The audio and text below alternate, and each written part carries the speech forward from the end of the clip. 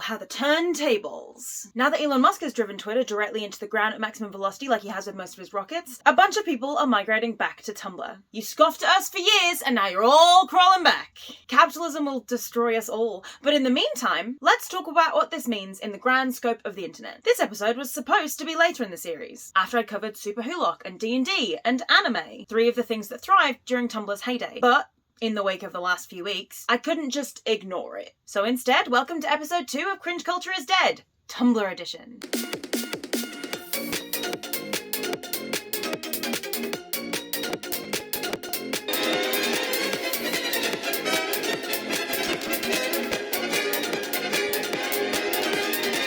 Gangnam Style. Tumblr as a site was developed by David Karp in 2007, who sold it to Yahoo in 2013 for $1 billion, but continued to run the site until 2017 when Verizon took over Yahoo and proceeded to run the site into the ground. We'll get to it. As it started, Tumblr was a place for niche interests, for sharing content, or just for creating a blog that you yourself enjoyed with no bearing on what anybody else wanted. It was a website for nerds. There's no algorithm, all the content on your dash is curated by you, and the kind of content that does well on there is fanfic, GIF sets, and memes. It's a site for building communities. You can exist on there without integrating yourself into any fandoms, but where's the fun in that? Mutuals are given a lot more significance on Tumblr than somewhere like Twitter because of how content is shared. Likes don't do anything the way they do on Twitter. In order to get your content seen by other people, you have to be followed by other people, or have somebody see your content and like it enough to reblog it onto their blog. It's an ecosystem that relies on mutual appreciation rather than trends. That's what made it so popular, and its popularity created an environment which fed back into television and entertainment. People would see a cool GIF set of a show or see an interesting fanfic and go and find that show or movie or book or whatever, and then go back to Tumblr to reblog more content, and by virtue of spending more time on the site, see more GIF sets of different things and look them up, rinse and repeat, snake eats its own tail, tail is delicious, snake eats more. It's the internet equivalent of word of mouth advertising, and it works a lot better than most actual advertising.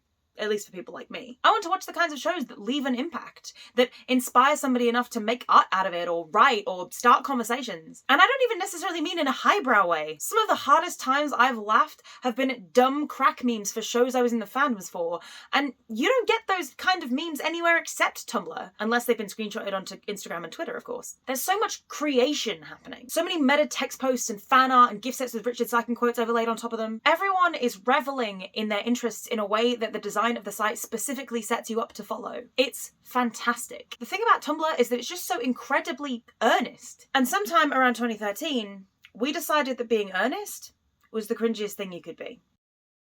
I'm not going to blame the Marvel movies entirely for the fact that society, and specifically media, seems to have forgotten how to enjoy things earnestly without interrupting every meaningful moment for a punchline that may or may not land. But there's certainly a factor. Big man in a suit of armor. Take that off, what are you? Genius, billionaire, playboy, philanthropist. Joss Whedon has a lot to answer for. Don't get me wrong, I love witty dialogue. Hell, I love the Avengers. But the effect of that film and the subsequent Marvel films after it was that we as a society decided we didn't want sincerity anymore. Unless it was in small doses. We wanted to be the kinds of people who spouted dry observations and humorous anecdotes like Robert Downey Jr. or Ryan Reynolds. Short, snappy, funny, shallow, cool. We wanted to be on Twitter. And Tumblr, the bastion of sincere enjoyment, was the first thing to be kicked to the curb in our sudden desire to be too cool for school. Tumblr was the home of Super Hulock, fandom born of loving 3 different shows so much we wanted to smush them together despite their tonal dissonance and cross-continental divide. Don't worry, the video is on the way. It was the home of DashCon and trans Hamilton characters and that bone-stealing lady and SJWs. As society moved forward into the age of sarcasm, the weird kids eating paper at the back of the class ended up as the brunt of the jokes. And maybe rightfully so in some cases. Bone-stealing lady, I'm looking directly at you.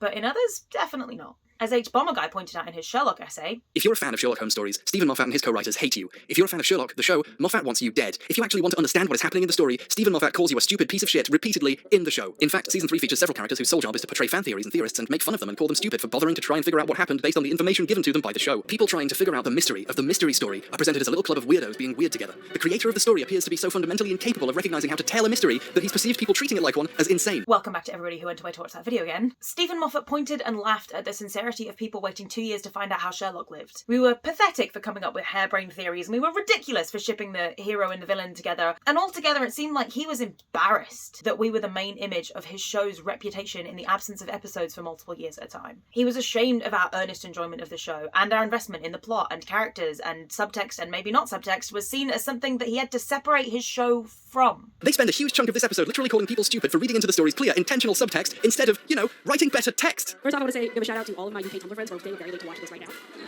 now. He was far too cool and intelligent and interesting to be seen with us. He was above us, looking down. There is a very specific phenomenon of male showrunners, usually straight, usually white, realizing that their very cool, edgy show is mostly enjoyed by female and or LGBT+ audiences, and then rejecting it. Moffat did it, Chris Carter did it with X-Files, Rob Thomas did it with Veronica Mars, and my personal nemesis, Jason Rothenberg, did it with The 100. You've all heard my thoughts on that. That particular phenomenon is something I'd gladly do a video on. If you're interested, let me know.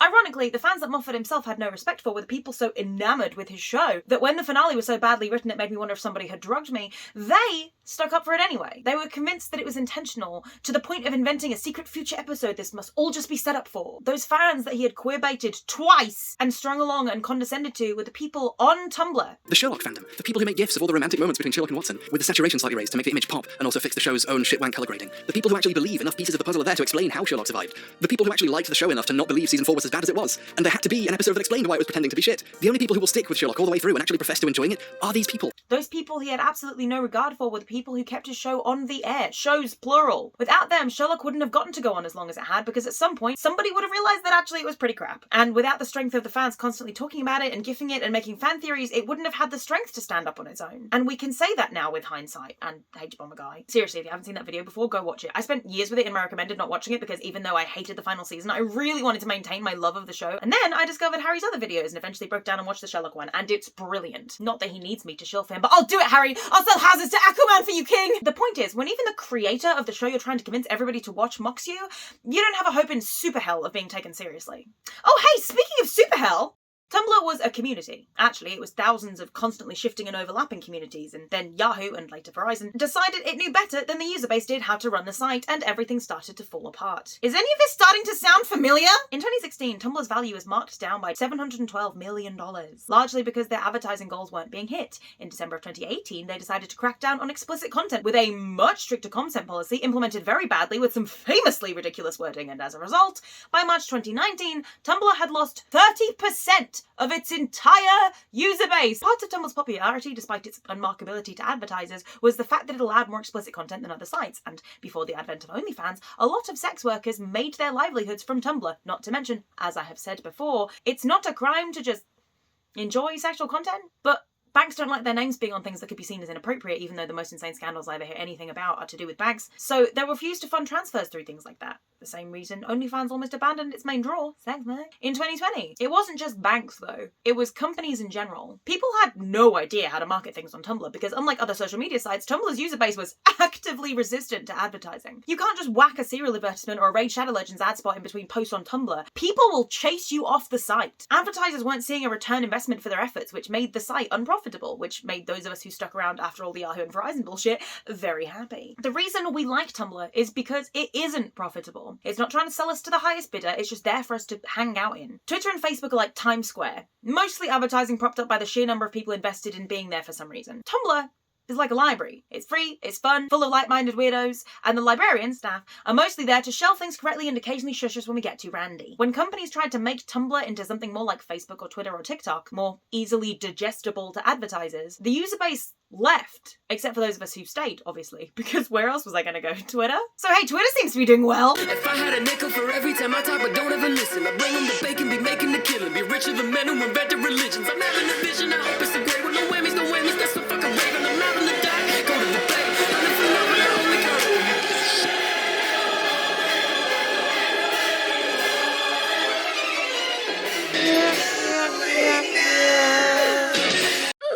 Twitter worked because it performed a function nothing else did. 24-hour news coverage, instant updates on everything from natural disasters to celebrity scandals, and a way to connect everybody with anybody and anybody with everybody. People didn't go on Twitter to get verification symbols or pay to see their tweets boosted. They went for the culture, and they were rewarded for that dedication with an out-of-touch billionaire buying the site and ruining everything good about it. Because capitalism, and also like ego and hubris, but mainly capitalism. I'm not sure how Twitter can come back from the absolute shitstorm that has been the last couple of weeks, or even if it will, but I do know one thing. It won't be with Elon Musk making the decisions. Because if this whole debacle has shown us anything, it is that that man is just fundamentally not worth our time. You want to talk about real cringe? Look at literally everything he's done over the past few years. Look at his weird little fanboys who won't stop defending him even when he is noticeably being a fucking moron. Look at his unbridled cope as he slowly morphs into the personification of that I'm not owned drill tweet. Twitter is fucked, and a lot of people have lost their jobs at the whim of one guy who decided he wanted to be in charge of something he knew nothing about. This man has single-handedly ruined people's lives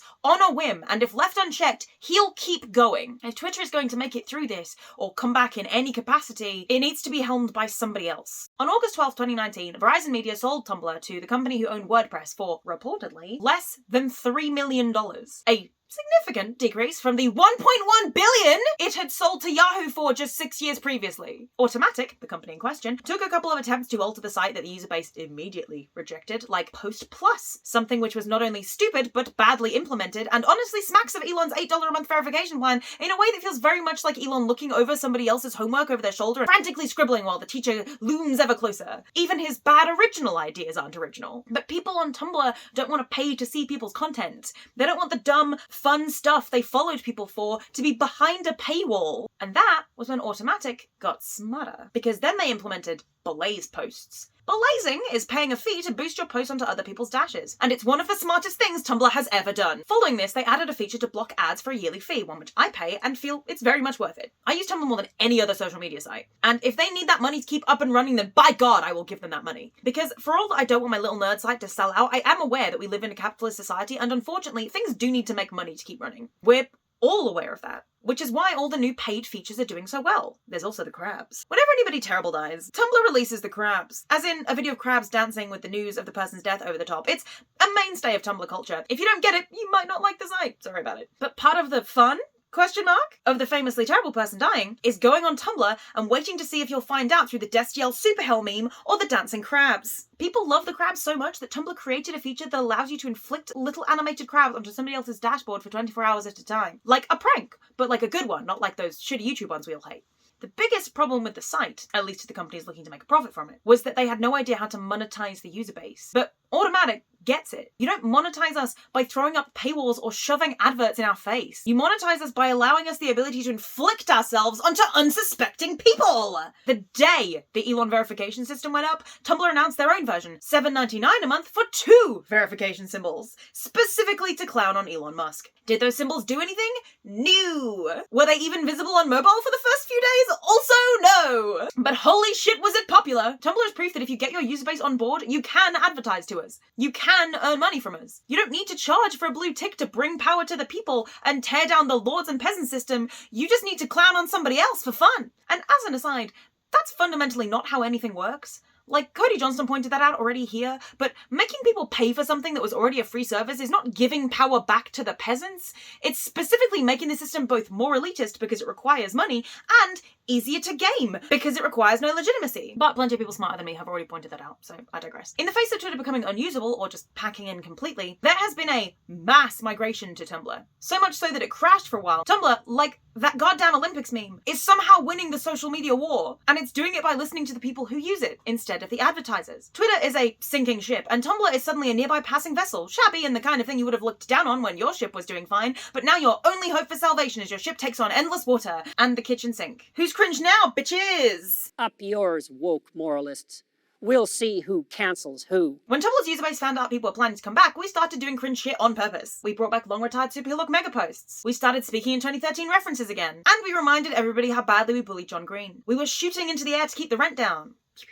And it worked in a lot of ways, because I saw multiple tweets of screenshots of posts designed to keep new users away, taking those posts at face value and dunking on Tumblr from the superiority of the main deck of a ship that is basically underwater. You can't mock our shitty little boat from the floor of the ocean and still claim to be sailing better, because Our boat isn't that shitty. Those of us who have stuck around during the mass exodus of 2018 have spent the last 5 years reinforcing the hulls and manning the sails. Okay, this metaphor is getting away from me. It got away from me, yeah. Sure, Tumblr University was stupid and Dashcon was terrible, and there have been numerous insane scandals throughout the years, but isn't that a part of the charm?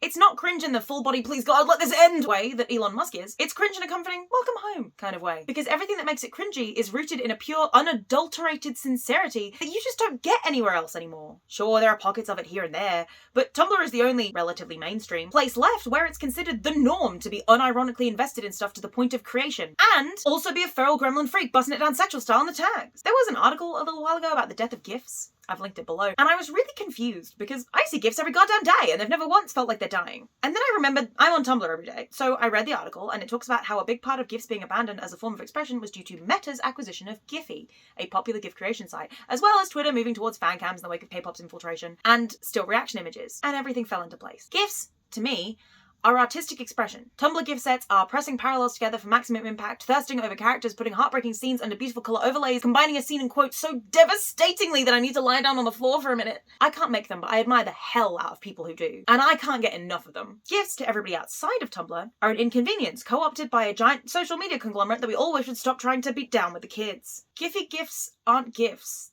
to me. They're just looping images. They're lolcats. They're outdated. Actually, lolcats are probably more in fashion than Giphy. Anyway, but GIFs on Tumblr are seen as outdated in their own way too, because who is going to spend hours and hours of their precious time left on this planet making looping images of shows? That's cringy, right? Because it's earnest. Tumblr GIFs are a form of currency and are a vital part of the ecosystem. If we lose them, we will lose a big part of what makes us so corny and lame, which is also what makes us unique and has kept us around for this long despite literally every obstacle being thrown directly in our faces. Cynicism culture told us we wouldn't last, and we looked it directly in the face and told it to hang out in the ball pit and pick a class at Tumblr University. We're proud of how annoying and dorky we used to be. Anybody who thinks they've never been cringe is A, incorrect, and B, not introspective enough to be anybody worth spending any time with. Hey, what's that picture doing here? And that one! Oh, and that! Tumblr teaches you that it's okay to be cringe, and also that sometimes it isn't, and it's important to know the difference between the two. Being cringe out of an earnest attachment to something isn't shameful. It's important for your enrichment as a person, especially under industrialization, capitalism, and the encroaching World War III. We look back on the ridiculous of the Mish Apocalypse, or Hamilton Discourse, or YN fanfics, or a whole host of other subsets that I know y'all would never admit you participated in, and we're reminded that we did a lot of embarrassing things to become who we are now. Tumblr holds up a mirror to the person you are and reflects back the person you used to be. The person who tried 100 different things that didn't work to become the version of you that pretends you don't know what Homestuck is now. Some people aren't brave enough to face that. Some of them just simply don't want to, and that's okay too. But for those of us who stayed, and for those people coming back who are doing it for the right reasons, the people who might actually stick around this time, may I just say, I like your shoelaces. I deliberately put all these squishmallows here to make a point about stuff that's cringy. I've got my Ben 10 shit on. I've got I was gonna wear like a nerdy shirt, but I literally couldn't find any of them. I'm reorganizing my wardrobe at the moment for winter, and it's everywhere. Behind this camera, there's just shit all over the floor. Anyway, I feel so strongly about this because I never left Tumblr. I was one of those few soldiers who's been there the whole time. I know all the lore. Don't quote the dark magic to me, which I was there when it was written. It's just really distressing to see this. I don't want Twitter to die. I do use Twitter. I do. I don't tweet anything on my own. It's mostly just retweeting other people's tweets, but I don't want it to die. I do think it's an important tool for society. I also think it's destroyed society in a lot of ways, but I think it's a very important tool for society, and it's frustrating that we've reached this point where billionaires have the ability to just buy something and ruin it. Verizon kind of did it with Tumblr because they didn't know what they were doing, but they did that on a corporate level. Elon is just a single person on his own just deciding to tank something for fun, question mark.